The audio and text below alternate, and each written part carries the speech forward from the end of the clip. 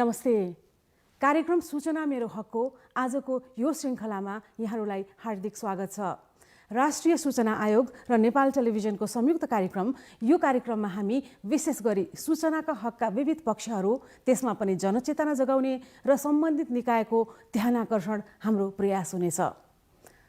यसै सन्दर्भमा आज हामी एउटा यस्तो विषयमा चर्चा गर्न लागेका छौँ जुन विषय तपाईँ हाम्रो जीवनमा अत्यन्तै महत्त्वपूर्ण गरिरहेको छ।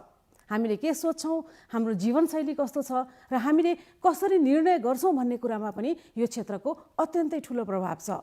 आज हामी आम सञ्चारका बारेमा चर्चा गर्न लागेका छौँ र त्यसमा सूचनाको हकको प्रयोग, उपयोग र महत्त्व हाम्रो विशेष चर्चाको क्षेत्र हुनेछ। संविधानले प्रदान गरेको मौलिक हक सूचनाको हक हो, जुन अभिव्यक्ति स्वतन्त्रतासँग प्रत्यक्ष रूपमा जोडिन्छ। अनि यो दुईटै सन्दर्भले एउटा स्वतन्त्र प्रेसको परिकल्पना गर्दछ। यो सन्दर्भमा हाम्रो देशमा सूचनाको हकलाई प्रयोग गरेर के कति पत्रकारिता भइरहेको छ र थोरै मात्रामा जुन भइरहेको छ त्यसमा पनि के कस्ता सवालहरू उठाउन सकिन्छ, आज हामी यो पृष्ठभूमिमा चर्चा गर्नेछौँ। किनभने हामीले भनिसकेका छौँ, एउटा विचार निर्माणदेखि लिएर जीवनको निर्णय गर्ने कुरामा पनि हामी कति सुसूचित छौँ भन्ने कुराले धेरै फरक पार्छ। यो महत्त्वपूर्ण विषयमा चर्चा गर्नको निम्ति आज हामीसँग स्टुडियोमा एउटा यस्तो व्यक्तित्व हुनुहुन्छ जसले आम सञ्चार र पत्रकारितामा प्राध्यापन मात्रै गर्नुहुन्न कि यस विषयमा राष्ट्रिय अन्तर्राष्ट्रिय क्षेत्रमा समेत पनि एउटा महत्त्वपूर्ण अनुसन्धानात्मक रूपमा पनि आफ्नो विचार, आलेख र विभिन्न प्रस्तुतिहरू दिँदै आउनुभएको छ। हामी उहाँलाई स्वागत गर्न चाहन्छौँ। डाक्टर सुदांशु दाहाल, यहाँलाई हाम्रो कार्यक्रममा हार्दिक स्वागत छ। हस्, धेरै धेरै धन्यवाद। हजुर, सबैभन्दा पहिला त अब यो एकदम महत्त्वपूर्ण विषय छ र तपाईँको यदि हामीले पृष्ठभूमि हेर्ने हो भने धेरै समय पनि लाग्छ, त्यस कारणले गर्दा मैले छोटकरीमा मात्रै भने र त्यो पृष्ठभूमिको आधारमा तपाईँले यदि आम सञ्चार र पत्रकारितामा यो सूचनाको हकको कुरा जोड्ने हो भने हाम्रो अवस्था चाहिँ के देख्नुहुन्छ? सबभन्दा मूलभूत कुरो पत्रकारिताको अवस्था मुलुकमा कस्तो छ भन्ने कुराको बारेमा अलिकति पृष्ठभूमि राख्नुपर्ने हुन्छ होला। मुलुकमा, विश्वका मुलुकहरूमा पत्रकारिता कति स्वतन्त्र छ या मुलुकै कति स्वतन्त्र छ, मुलुक कति प्रजातान्त्रिक छ भन्ने केही आधारहरू छन् र ती आधारहरूमाथि अनुसन्धान भएर तिनमा प्रायः सर्वेहरू भएर नतिजाहरू निस्किन्छन्। ती नतिजाको आधारमा, पछिल्ला नतिजाको आधारमा हाम्रो मुलुक चाहिँ नि प्रेस स्वतन्त्रताको यो चाहिँ स्केलमा मोडरेट लेभलमा छ भनेपछि पूर्ण स्वतन्त्र छैन, के आंशिक चाहिँ मात्रै स्वतन्त्र छ भन्ने हुन्छ। म आफै पनि त्यो रिपोर्ट पढ्दाखेरि बेला बेलामा झस्किने गर्छु। यसो हेर्दाखेरि नेपाली पत्रकारिताको लामो इतिहास र नेपाली प्रजातान्त्रिक आन्दोलनको पनि लामो इतिहास र सङ्घर्षका धेरै चाहिँ नि तपाईँका आन्दोलनहरू र एउटा सङ्घर्षबाट प्राप्त भनौँ न संविधान, त्यसपछि त्यो संविधानमा नपुगेर अथवा पहिचानका आन्दोलनले व्यवस्थित गर्दै गएको संविधानमा अभ्यासरत रहेका हामी नेपालीहरू सूचनाको हकको दृष्टिकोणबाट हेर्दाखेरि हामी त्यति स्वतन्त्र छैनौँ र विशेष गरेर नेपालको आम सञ्चार जगतले, पत्रकारिता जगतले सूचनाको हकको जुन एक हिसाबले अस्त्र छ, त्यो अस्त्रको प्रयोग त्यति राम्रोसित गरिरहेको देखिँदैन। यो प्रयोग राम्रोसँग गरेको देखिँदैनको कारणमा एकैछिनमा हामी जाम्ला होइन, तर अघि नै पनि हामीले चर्चा गऱ्यौँ कि कति महत्त्वपूर्ण छ होइन हाम्रो जीवनमा संसारको भन्ने विषयको कुरा गर्दै गर्दा यसरी सूचनालाई नै प्रयोग नगरिदिँदाखेरि यसको इम्प्याक्ट चाहिने कस्तो भइरहेको होला त? हाम्रो जर्नलिजमले कस्तो किसिमको असर गरिरहेछ त? एकदमै महत्त्वपूर्ण प्रश्न र अत्यन्तै सान्दर्भिक। यतिखेर त झनै सान्दर्भिक, किनभने हामी आसन्न स्थानीय निर्वाचनको मुखमा छौँ र त्यो स्थानीय निर्वाचन यो भनौँ न सङ्घीय निर्वाचन जस्तो होइन। यो चाहिँ नि तपाईँको वडाको लेभलको चाहिँ नि एउटा निर्णय अधिकारी चुन्दै हुनुहुन्छ। त्यो निर्णय अधिकारीले लिने कुनै पनि निर्णयले तपाईँको जीवनसँग प्रत्यक्ष रूपमा सापेक्ष चासो राख्दछ। त्यसले गर्दा यो प्रसङ्गमा सूचनाको हक जस्तो चाहिँ नि भनौँ न यो प्रयोग हुनु या सूचनाको हक माग हुनु, प्रयोग हुनु, त्यसका लागि हामीसँग ऐन छ। ऐन कार्यान्वयन गर्ने निकाय चाहिँ नि एउटा स्वतन्त्र निकाय राष्ट्रिय सूचना आयोग छ र तपाईँहरूले राष्ट्रिय सूचना आयोगसँगै मिलेर मुलुकको एउटा भनौँ न ठुलो टेलिभिजन र राष्ट्रिय टेलिभिजनले यसरी कार्यक्रम गरिरहेको छ। यो अभियान एकातिर छ भने तर यसको प्रयोगात्मक चाहिँ नि स्थिति र त्यसबाट आउने असरहरू चाहिँ अत्यन्त न्यून रहेका छन्। त्यसले गर्दाखेरि अहिले पनि हामीले चुनाव भन्दाखेरि चाहिँ नि यो चाहिँ खालि दलसँग सम्बन्धित मात्रै कुरा र केहीलाई आश्वासन दिने र त्यही आश्वासनकै वरपरमा भोलिने र त्यही आधारमा मत प्रक्रिया अगाडि बढ्ने र निर्वाचित भइसकेपछि चाहिँ नि जनताका प्रायः भनौँ न 100% समस्याहरू सम्बोधन नहुने जुन परिणति छ त्यो परिणतिको फेरि पुनरावृत्ति हुने कुरामा मात्रै बुझ्छौँ। एकदम यहाँले एकदम महत्त्वपूर्ण कुरा उठाउनु भयो कि मैले सही जनप्रतिनिधि चुन्ने भनेको त मलाई उसको बारेमा जानकारी हुनु पर्यो। त्यो जानकारी मलाई कसले दिन्छ भन्दाखेरि एउटा सशक्त माध्यम भनेको चाहिँ सञ्चार माध्यम भयो होइन, जहाँ सञ्चार माध्यमहरू चुकिरहेछन् भन्न खोज्नु भयो यहाँले होइन। त्यसैले गर्दाखेरि यो 5 वर्ष पनि केही नगरेर हाम्रा नेताजीहरू निक्लिनुहुन्छ, फेरि त्यही नेताजीहरू 20 वर्ष 30 वर्षको हामी इतिहास हेऱ्यौँ भने हाम्रा शीर्ष दलका नेताहरूको अनुहार फेरेको छैन, तर पनि हामी सन्तुष्ट छैनौँ भनौँ, तर पनि उहाँहरू दोहोरिनुहुन्छ कि। जस्तै अब म एउटा विश्वविद्यालयको प्राध्यापक पनि भएको हुनाले अत्यन्तै चासोको विषय मलाई व्यक्तिगत रूपमा पनि र मेरो अध्ययन अनुसन्धान प्राध्यापनको विषय पनि भएको हुनाले मैले विद्यार्थीहरूसँग बारम्बार कुरा गर्छु। हिजै मात्रै पनि मैले यो स्नातक तहका झन्डै भनौँ न 18-19 वर्ष बिचका चाहिँ विद्यार्थीहरूमाझ राखेँ। मुलुकमा चुनाव हुँदैछ भन्दाखेरि हुँदैछ, वैशाख 30 गते हुँदैछ भनेपछि ती विद्यार्थी त अब मिडियाका विद्यार्थी भए, त्यसले गर्दा अलिकति चासो पनि राख्ने भए, थाहा पनि भए।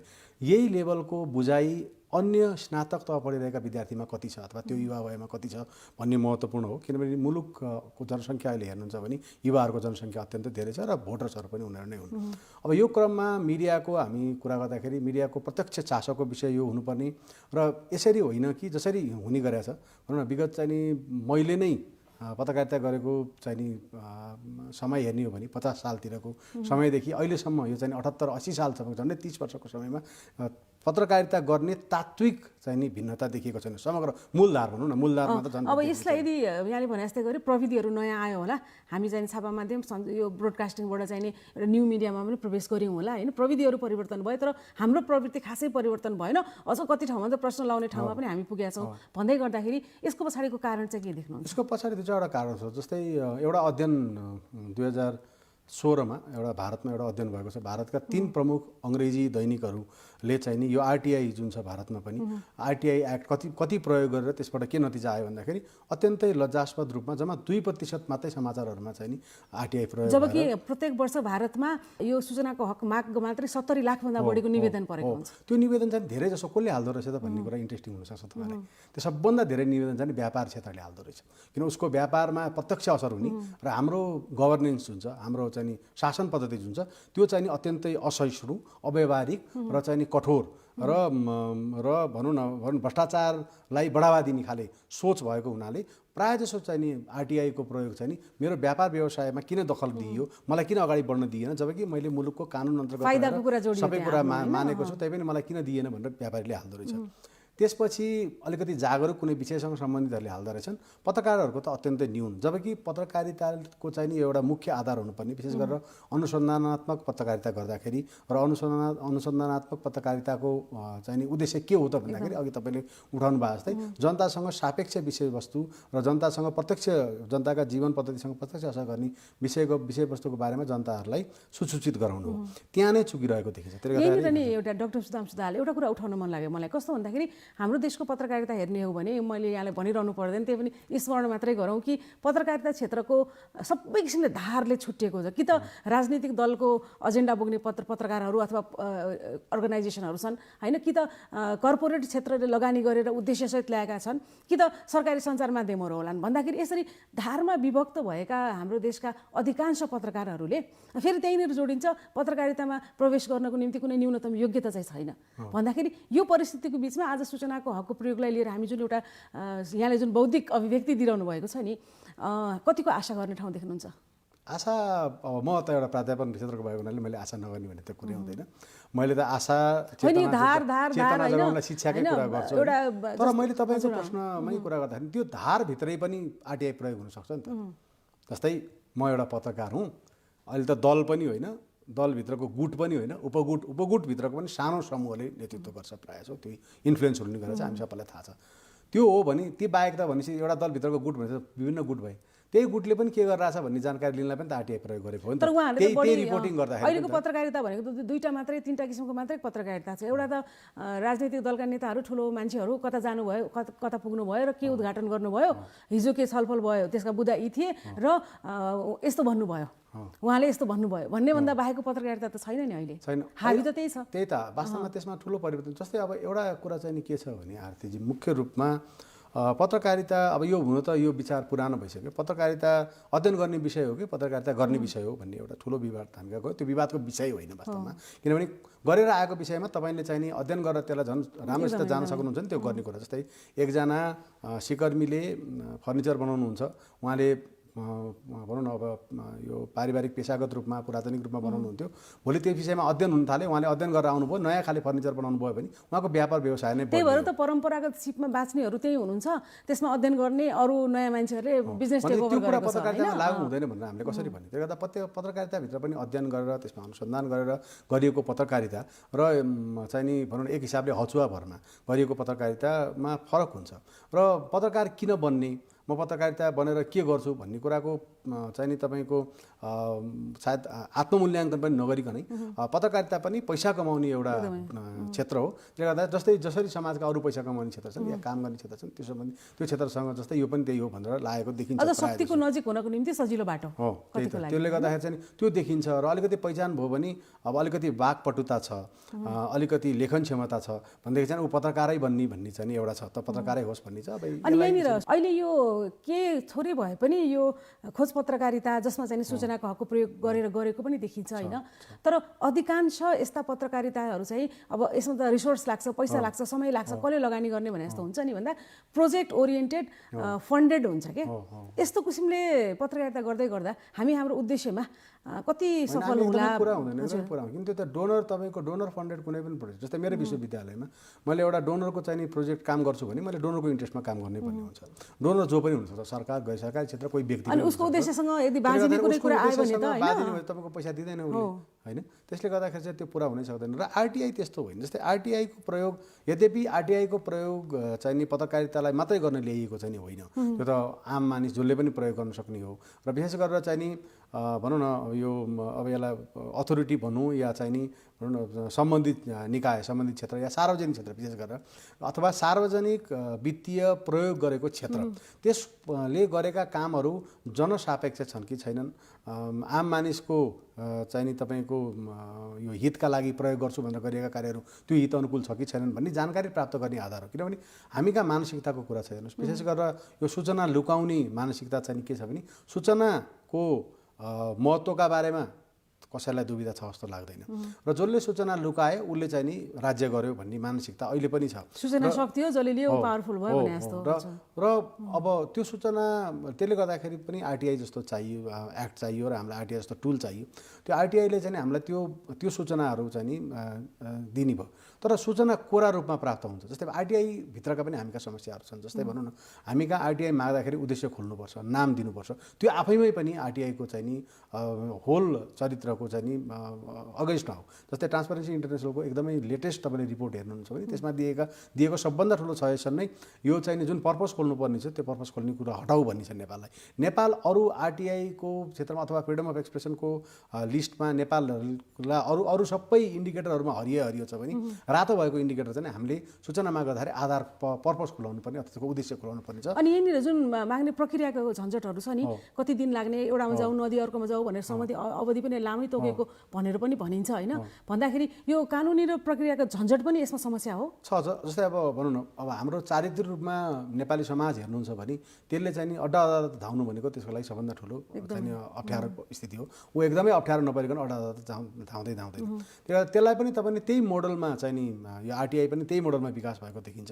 किनभने जस्तै अब यो पनि एउटा एक्ट जुन कानुन बनेर आयो त्यो कानुनको तपाईँको चाहिँ पालना चाहिँ नि त्यही कानुनको पालना गर्ने जुन चाहिँ नि तपाईँको अदालत छ त्यो अदालतकै प्रक्रियामा अदालतभित्रकै अवयवहरूभित्रबाट चाहिँ जानुपर्छ भन्ने जुन मानसिकताले हामीले आरटिआई प्रमोट गरेर देखिन्छ कि त्यसलाई चाहिँ नि त्यो होइन। यो चाहिँ नि यो अर्कै वस्तु हो र विशेष गरेर यसले चाहिँ नि सार्वजनिक सूचना सार्वजनिक गर्ने यो चाहिँ नि टुल हो र यसले गर्दाखेरि चाहिँ नि जनतालाई प्रत्यक्ष रूपमा आम मानिसलाई तपाईँ हामी सबैलाई प्रत्यक्ष रूपमा फाइदा हुन्छ र यसको प्रयोग चाहिँ नि कसैलाई पनि हानि गर्न गरिएको होइन कि अमुक उद्देश्य पुरा गर्छु भनेर गरिएका कामहरूमा उद्देश्य पुरा भएका छन् कि छैनन् भनेर मात्रै हेर्न प्रयोग गरिएको हो भन्ने चेतना हामीले अलि व्यापक रूपमा जगाउन सक्यो भने सायद यसको उद्देश्य पुरा होला र त्यसमा पत्रकारिताको भूमिका कति हुन्छ भन्ने कुरा त मैले भन्नु नै एकदमै। राष्ट्रिय सूचना आयोगले नै गरेको एउटा अध्ययनले के पनि भन्छ भन्दाखेरि सरकारी निकायहरू जसले यो सूचनाको हक सम्बन्धी कानुन पालना गरेर देखाउनु पर्ने हो।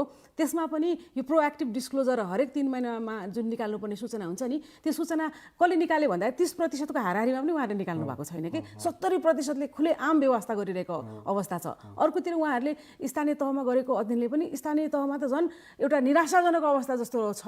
कति ठाउँमा सूचना अधिकारी पनि के हो थाहा छैन भने जस्तो अवस्था पनि छ भनेको अवस्थामा आज जुन हामीले पत्रकारिताको कुरा गरिरहेछौँ नि, अब पत्रकारले माग्न जाँदाखेरि सूचना कहाँ माग्ने त, कसरी माग्ने त, प्रक्रियामै यहाँनिर रुकावट देखियो भने अर्को महत्त्वपूर्ण कुरा हाम्रो कानुनले जुन सूचनाको वर्गीकरणको सवाल उठाएको छ नि, त्यो अहिलेसम्म सूचनाको वर्गीकरण नेपाल सरकारले गर्न सकेको छैन। भन्दाखेरि यो जुन एउटा पृष्ठभूमि मैले यहाँलाई बताएँ, यसको आधारमा पनि हामी पत्रकारहरूले सूचनाको हक जानेर प्रयोग गर्छु भन्दा पनि त गाह्रो रहेछ नि त।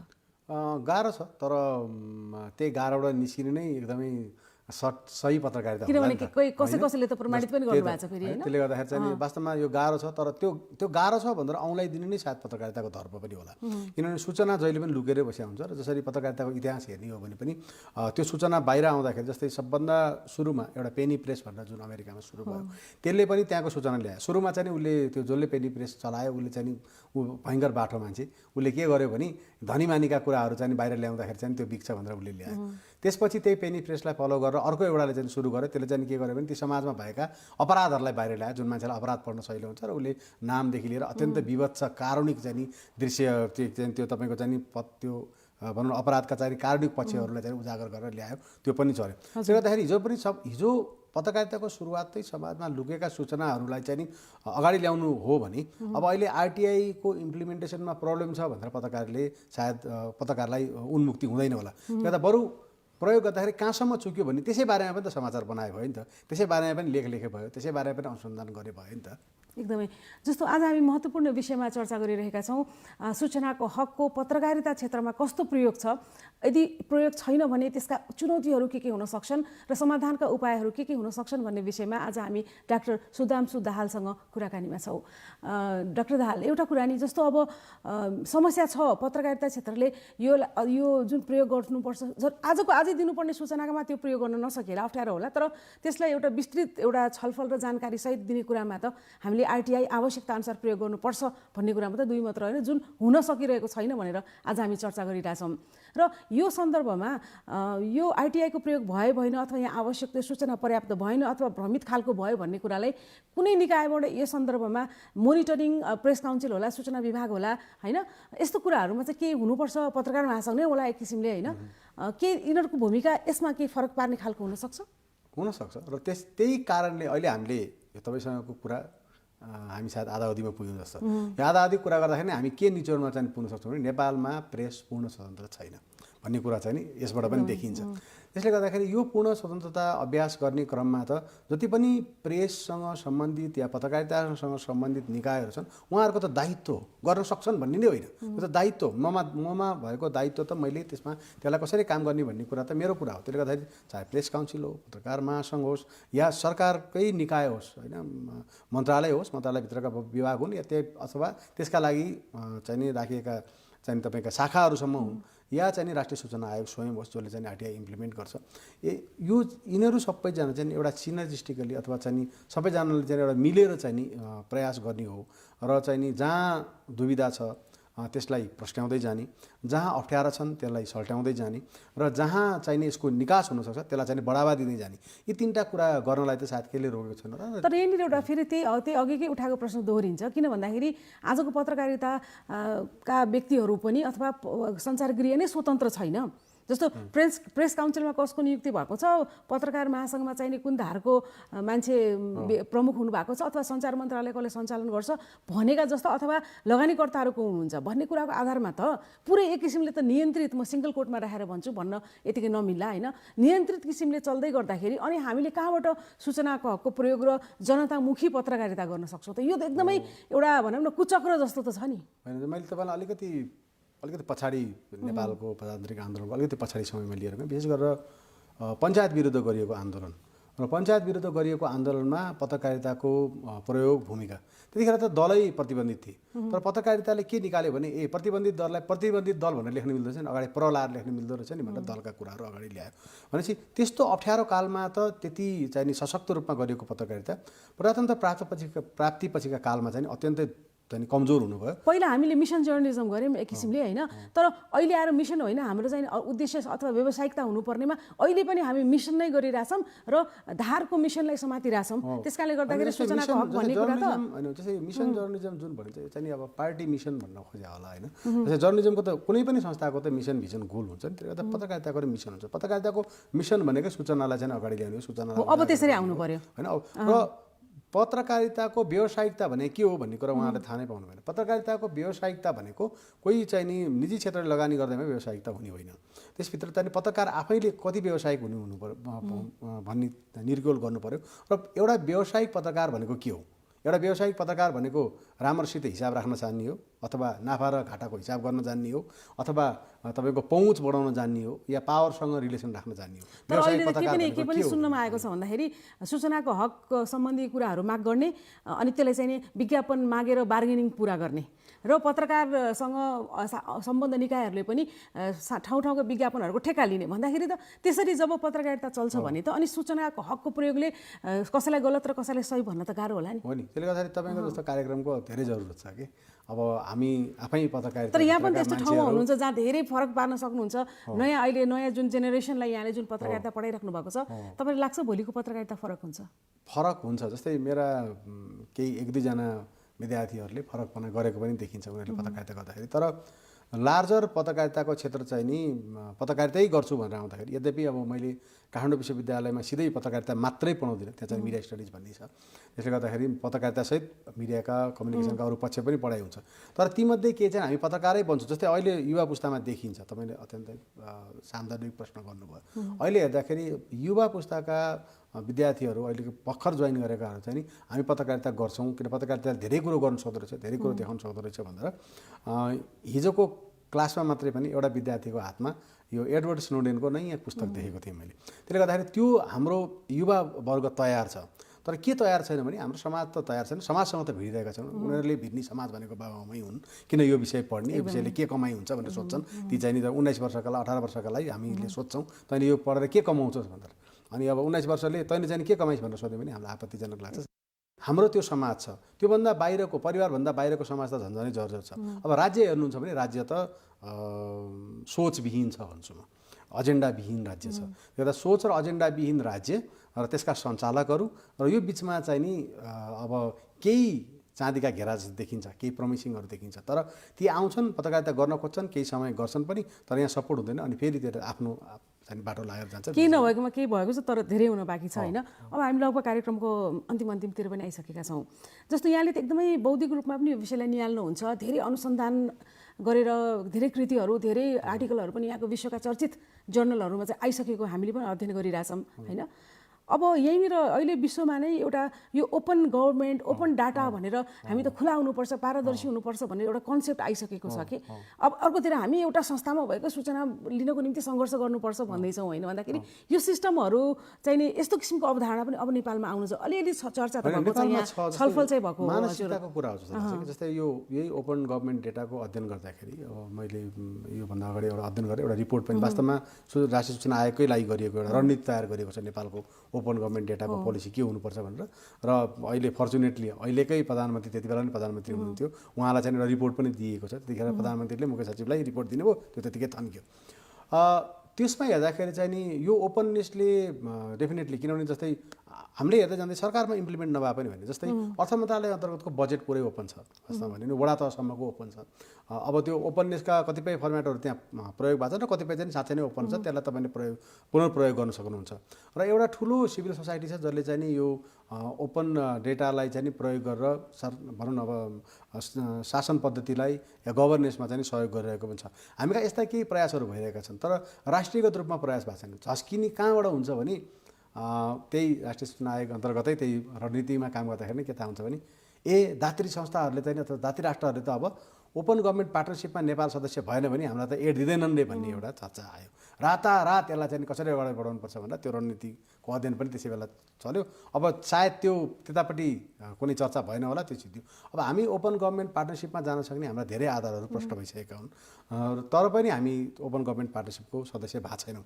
र ओपन डेटा र विशेष गरेर ओपन गभर्मेन्ट डेटाले दिने फाइदाहरू त धेरै नै छन्। जस्तै अहिले हामीले जुन सुरुदेखि नै सूचनाको हकको बारेमा कुरा गऱ्यौँ, त्यो सूचनाको हकमा प्राप्त हुने सूचनालाई पनि डेटाको माध्यमबाट चाहिँ त्यो सूचना प्राप्त भयो भने त्यसलाई पुनः प्रयोग गरेर चाहिँ त्यसको चाहिँ सदुपयोग हुनसक्छ।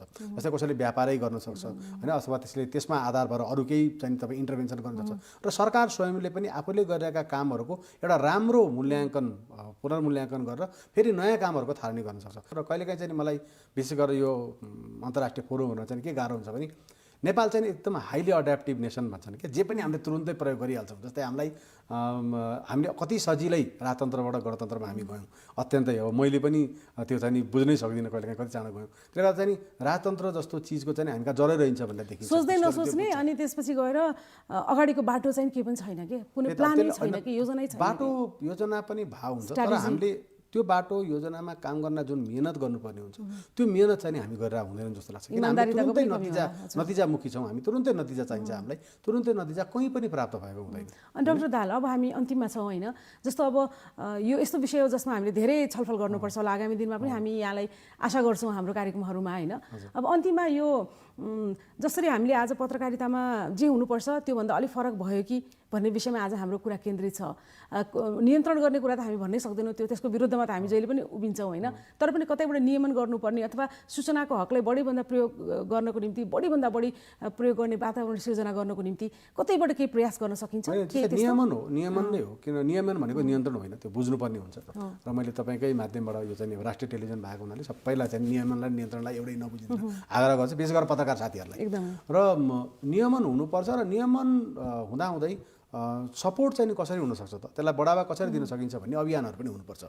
र चेतनाको कुरा हो भने चेतना अभिवृद्धितिर लाग्नु पऱ्यो, शिक्षाको कुरा हो भने शिक्षामा त्यसलाई समावेश गर्नु पऱ्यो। हामी किन विद्यालय शिक्षामा सूचनाको हकलाई चाहिँ एउटा पाठ्यक्रमको आधार बनाउँदैनौँ त? र सूचनाको हक कार्यान्वयन गर्ने निकायले पनि त्यसलाई अहिले त कुनै कति क्लासहरूमा त सुरु पनि भएको छ, तर त्यसबाट के आयो त? त्यो अनि मेरो प्रश्न अझ बढी चाहिँ पत्रकारिता क्षेत्रमा सूचनाको हकलाई प्रयोग गर्नको निम्ति हामीले के त्यस्तो वातावरण निर्माण गर्ने अथवा के त्यस्तो नियमन गर्न सक्छौँ जसले गर्दाखेरि 20% मात्रै भए पनि हाम्रो प्रडक्टहरू चाहिँ नि यससँग जोडिएर आउन्, त्यस्तो के हुनसक्छ? जस्तो अलिकति म भन्नु, सरकारले करोडौँ रुपियाँ लगानी गर्छ यो लोक कल्याणकारी विज्ञापनमा होइन, भन्दाखेरि कस्ता कस्ता सन्दर्भहरूमा के बाध्यात्मक स्थिति सृजना गर्न सकिन्छ कि? सकिन्छ होला। जस्तै अब सूचनाको हकको प्रयोग भएर आएका समाचारहरूलाई पुरस्कृत गर्न सकिएला, सूचनाको हक प्रयोग गरेर समाचार उत्पादन गर्छु या अध्ययन गर्छु भन्नेलाई सरकारले चाहिँ नि त्यो कुनै वृत्ति देला होइन, छात्रवृत्ति देला अथवा विद्युत वृत्ति देला, अथवा मैले त भन्छु विश्वविद्यालयमा चाहिँ नि तपाईँले लगानी गर्नुहोस्, सरकारलाई भनेको यो। अनि विश्वविद्यालयमा लगानी गर्नु, संसारभरिका चाहिँ सरकारहरूले विश्वविद्यालयमा लगानी गर्छन्। हाम्रो सरकार चाहिँ विश्वविद्यालयमा लगानी नै गर्दैन। विश्वविद्यालयमा लगानी भनेको तपाईँको मान्छे अपोइन्ट गर्ने होइन, विश्वविद्यालयमा लगानी गर्ने भनेको त विश्वविद्यालय पदाधिकारी नियुक्त गर्ने होइन, विश्वविद्यालयमा तपाईँको विषयमा लगानी गर्ने हो। तपाईँले विश्वविद्यालय एक दिन सोध्नु भएको छ कुनै पोलिसी बनाउँदाखेरि कि ती विषयका विज्ञहरू नेपालमा छन्, हामीलाई अन्तर्राष्ट्रिय रूपमा बरु सोधिन्छ, राष्ट्रिय रूपमा सरकारले कहिले पनि बोलाएर सोध्दैन कि तैँले अध्ययन गरिरहेको के हो, तैँले के अध्यापन गराइस्, तेरा विद्यार्थी कस्ता छन्, यो समाजलाई के हुनसक्छ भनेर। त्यसले गर्दा त्यो गर्नु पऱ्यो, त्यो थालनी गर्नु पऱ्यो। र सायद सूचनाको हकको बारेमा पनि सञ्चार मन्त्रालय नै यसको चाहिँ नि लाइन मिनिस्ट्री भएको हुनाले उसैले चाहिँ नि केही न केही चाहिँ यसबाट निकास दिन सक्छ। र सरकारसँग पैसा छैन भन्नु त हास्यास्पद कुरो हो होइन, कसरी चल्छ त मुलुक होइन। त्यसले गर्दाखेरि र त्यसको सदुपयोगको लागि पनि र जुन बृहत्तर भनौँ न सूचनाको हकको चाहिँ वास्तवमा सूचनाको हक भनेको प्रजातन्त्रको एउटा बलियो जग हो। तपाईँले प्रजातन्त्रको दुवाई दिए गर्नुहुन्छ 20औँ वर्ष भइसक्यो, र त्यही प्रजातन्त्रलाई संस्थागत गर्न बलियो बनाउनको लागि आएको एउटा सशक्त टुल, त्यसमाथि चाहिँ तपाईँको ध्यान गइरहेको छैन। सायद यस्ता कार्यक्रमहरूले सायद आगामी दिनमा त्यतापट्टि ध्यान दिन मद्दत गर्छ कि भन्ने म पनि आश गर्छु। हजुर, धन्यवाद डाक्टर सुधांशु दाहाल। एकदमै महत्त्वपूर्ण विषयमा यहाँको जुन विज्ञता छ त्यसको आधारमा केही हामीलाई महत्त्वपूर्ण कुराहरू भनि पनि दिनुभयो। तपाईँको यो समय र विचारको निम्ति धेरै धेरै धन्यवाद। मलाई पनि यो मौका दिनुभयो, विशेष गरेर तपाईँलाई धन्यवाद, तपाईँको कार्यक्रम र नेपाल टेलिभिजनलाई पनि विशेष धन्यवाद। हजुर, धन्यवाद। आजको कार्यक्रममा हामीले पत्रकारिता क्षेत्रमा आम सञ्चारमा यो सूचनाको हकको के कति प्रयोग भइरहेको छ भन्ने विषयमा चर्चा गर्ने प्रयास गऱ्यौँ। र जति प्रयोग भइरहेको छ त्यसमा पनि थोरै प्रश्न र धेरै जस्तो जुन नभएको छ त्यसमा पनि ठुलै प्रश्न लागेको आज अवस्था छ। साँच्चै भन्ने हो भने हामी आम सञ्चारकर्मीहरूले त्यो प्रश्नको जवाफ खोज्न सक्यौँ भने हामीले पक्कै पनि सम्बन्धित हरेक निकायमा एउटा पारदर्शिता, जवाफदेहिता र जुन उहाँहरूको उत्तरदायित्व छ त्यो उत्तरदायित्व पुरा गर्नको निम्ति हामी ठुलो एउटा दबावमूलक भूमिका सृजना गर्न सक्छौँ। अनि जब शासन सत्ता पारदर्शी हुन्छ, इमान्दार हुन्छ, जवाफदेही हुन्छ, विश्वास गर्नुहोस् लोकतन्त्रको सबैभन्दा महत्त्वपूर्ण जग त्यही हो अनि समृद्ध नेपालको यात्रा पनि त्यहीबाट सुरु हुनेछ। हस्त आजलाई हाम्रो कार्यक्रम यति नै। आगामी अर्को कार्यक्रममा हामी फेरि भेट्नेछौँ। त्यतिन्जेल तपाईँहरू नेपाल टेलिभिजन हेर्दै रहनुहोला। हस्त नमस्ते।